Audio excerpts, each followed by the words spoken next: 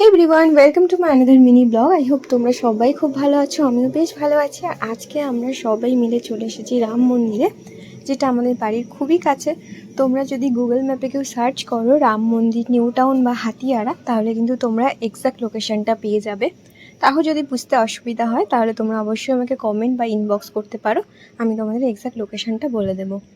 আর মিষ্টি পাখির একটা পুজো দেওয়া বাকি ছিল, সেই জন্যই আমাদের আসা বেসিক্যালি। তো আজকে মঙ্গলবার, তো আমরা একটু হাতে সময় নিয়ে এসেছিলাম যদি ভিড় হয়। তো ভিতরে এসে দেখলাম হ্যাঁ একটু ভিড়ই রয়েছে। আর এই রাম মন্দিরে কিন্তু আমি ছোটোবেলায় বহুবার এসেছি, ইভেন বড় হয়েও অনেকবার এসেছি, কারণ এটা আমাদের বাড়ির খুবই কাছে। কিন্তু তখন এই ভিতরটা পুরো অন্যরকমই ছিল।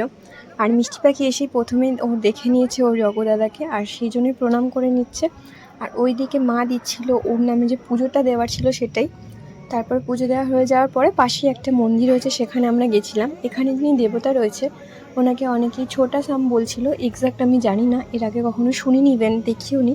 তোমরা যদি কেউ জানো অবশ্যই আমাকে কমেন্টে জানাতে ভুলো না।